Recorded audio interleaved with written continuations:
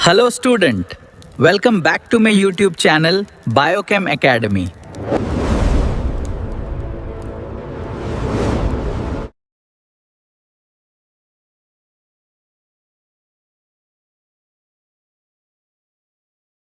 विस्थापन अभिक्रिया में आपको क्या बताया जाता है? आप लोग इसको हाई स्कूल में पढ़े होंगे, जिसमें एक तत्व दूसरे को क्या कर देता हो?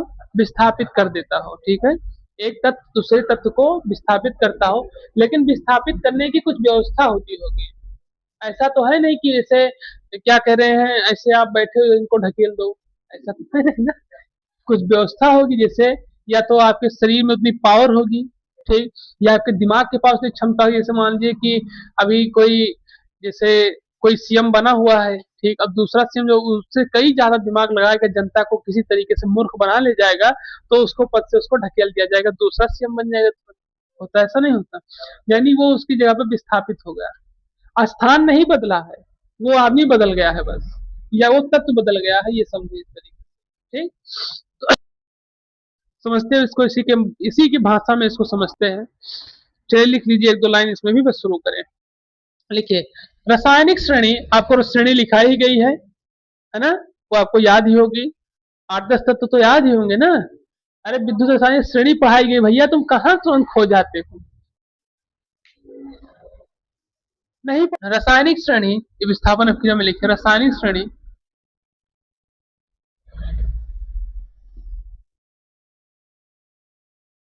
के ऊपर स्थित,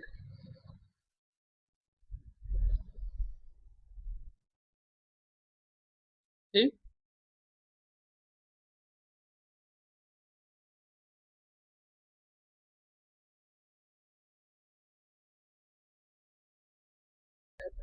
नोट कर लीजिए इसको, तब समझे हम।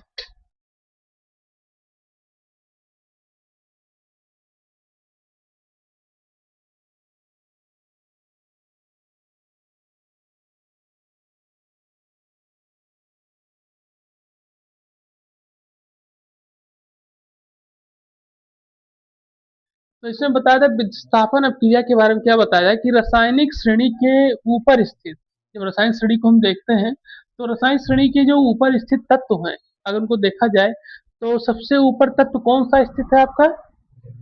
लिथियम। फिर उसके बाद आपका पोटेशियम है। तो यहाँ देखिए लगा हुआ है -Eb, तो लिथियम की जो वैल्यू है वो कितनी होती है? -3 ठीक। फिर हम जब सबसे नीचे आते हैं तो आपका क्या आता है? F2। F2 यानी कि फ्लोरीन, इसकी वैल्यू, ठीक, ये हो गया इसकी वैल्यू। तो अब हम इसको देख सकते हैं, क्या बताया कि रासायनिक श्रेणी में ऊपर स्थित, ऊपर हमारी ये स्थित वैल्यू है, सबसे हाईएस्ट इलेक्ट्रॉन वोल्ट जो है -3.04 के रूप में देखी गई। धातु अपने नीचे, धातु अपने नीचे वाली से धातु क्या कर देता है? उसके लवण के जलीय विलयन, जब इसका जलीय विलयन तैयार किया जाता है, मतलब एक तरीके से लवण का जलीय विलयन तैयार किया जाता है, लवण वाला जलीय विलयन किस तरीके से? जैसे आपको मान लीजिए NaCl है, ठीक है, और उसके साथ में H2O की व्यवस्था की जाए, ठीक, तो वहां पर आपका सोडियम हाइड्रोक्साइड और HCl बाहर निकल कर आता है, तो वो उसको एक तरीके से क्या कर देता है? विस्थापित कर देता है। क्या करता है? विस्थापित करता है। अब ध्यान दीजिएगा कि लिथियम जब आएगा तो कहीं ना कहीं F2 को क्या कर देगा? वो विस्थापित करेगा। किस तरीके से, ये हम एक रिएक्शन के माध्यम से समझेंगे। कैसे? देखिए, जैसे मान लीजिए लिखा हुआ है CuSO4 प्लस Fe,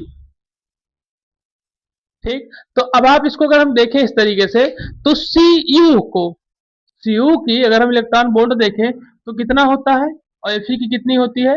तो Fe की आपको पता है रासायनिक श्रेणी के बारे में, ठीक, तो उसको देखते हैं, ठीक है, तो इसमें है प्लस में और ये आपका माइनस में।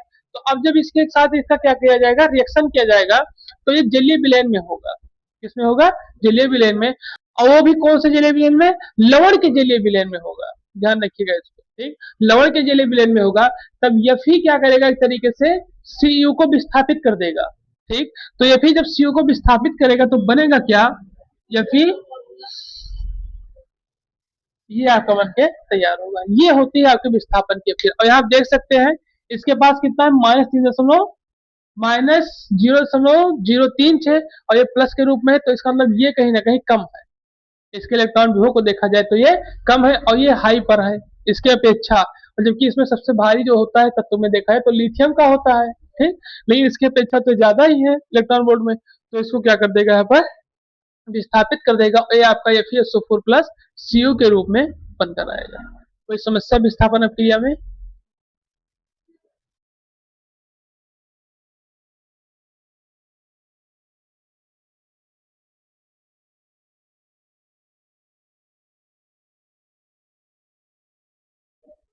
इसमें बताया था धातु ऑक्साइडों का हाइड्रोजन द्वारा अपचयन, ठीक।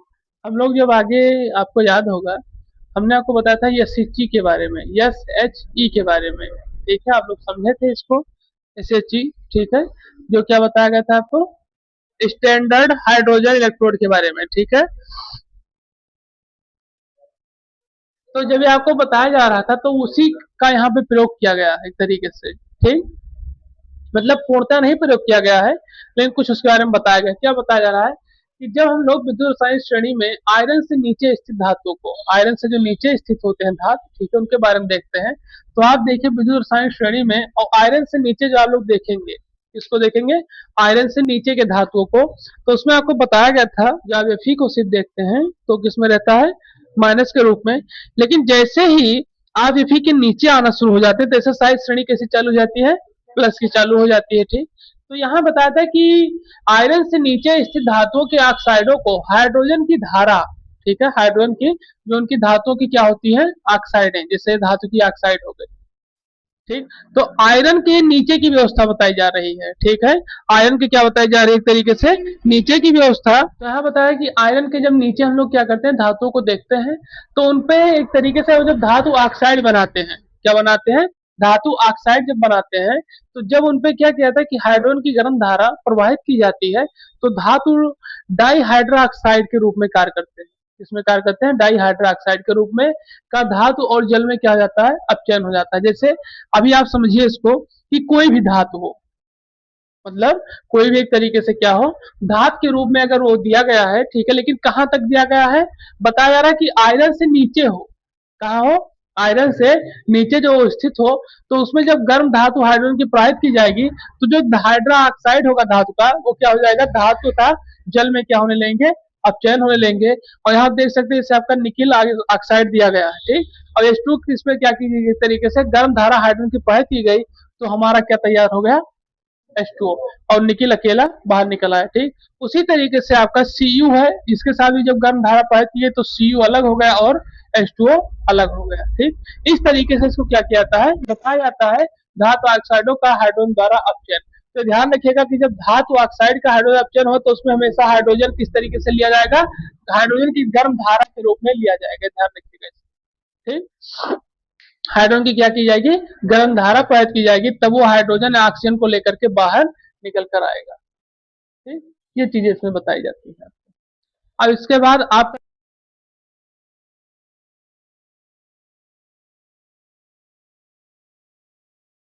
तो हम लोग समझेंगे धातु निष्कर्षण के बारे में, ठीक है, कि धातु का निष्कर्षण कैसे किया जाता है।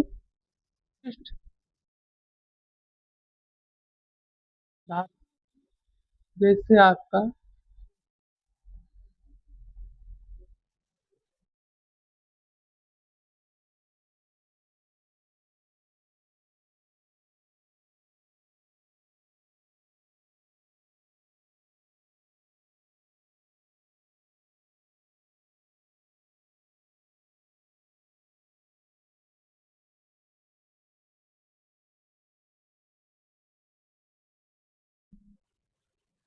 चलिए इसको नोट कर लिए फिर हम इसको आपको समझा।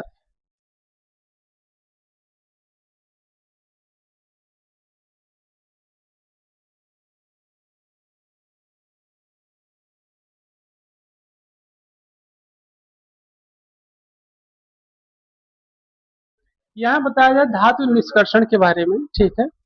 तो धातु निष्कर्षण कैसे किया जाता है, धातुओं का निष्कर्षण एक तरीके से धातु को हम लोग कैसे समझें कि ये धातु बहुत अच्छे हैं, ये धातु बहुत अच्छे नहीं, तरीके से उनका निष्कर्षण कैसे किया जाए। तो इसमें आपको सबसे पहले बताए थे मेटलर्जी के बारे में, यानी कि धातु कर्म के बारे में। उसी तरीके से उत्कृष्ट धातुओं में जैसे बताया जाता है जो उत्कृष्ट धातु है, ठीक है। जैसे कौन कौन से धातु, जैसे आपके सिल्वर हो गए यानी चांदी, ठीक, आपका सोना हो गया, आपका डायमंड हो गया, प्लेटिनम हो गया, इसी तरीके से उत्कृष्ट यानी महंगी धातुओं में आती है, ठीक। और गोल्ड का निष्कर्षण एक तरीके से साइनाइड पराक्रम द्वारा किया जाता है। जैसे हमने आपको बताया ना कि जैसे अभी जब सोने को निकाला जाता है, वो सोने को निकाला जाता है तो कहाँ से सोना निकलता है, तो यहाँ सबसे पहले था कि साइनाइड का जो पराक्रम किया जाता है, साइनाइड के माध्यम से सोने को साफ किया जाता है। साइनाइड के माध्यम से क्या किया जाता है, सोने को साफ किया जाता है। और साइनाइड बहुत ही विषैली एक तरीके से कहने को पदार्थ है। अगर आप यहाँ बताए साइनाइड के बारे में, ठीक है, तो इस पराक्रम में पहले सिल्वर का साइनाइड से संकर बनाते हैं, ठीक है, सिल्वर का साइनाइड के साथ संकर बनाएंगे, यानी पहले सिल्वर को साफ करते हैं और फिर जिंक द्वारा सिल्वर को अपने साइनाइड संकर से क्या किया जाता है, विलयन करके विस्थापित कर देते हैं, ठीक।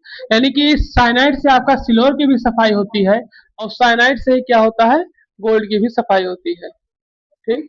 इस तरीके से इसको बताया जाता है, ये क्या है, ठीक। तो ये चीज इसमें क्या की जाती है, बताई जाती है। सोडियम क्या दिया गया है, सोडियम और एजी दिया गया है, ठीक। अब सोडियम आपको पता ही है, ये दिया गया है। एजी आपको पता ही है किसके रूप में है, सिल्वर के कि गोल्ड है।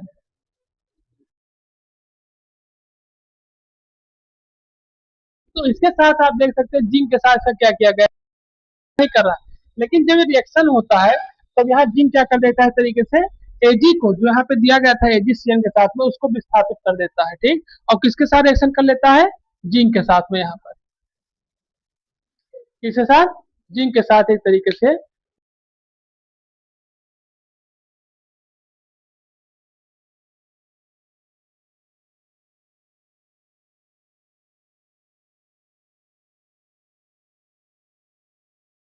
चैनल को लाइक करें, सब्सक्राइब करें, शेयर करें और कमेंट करें।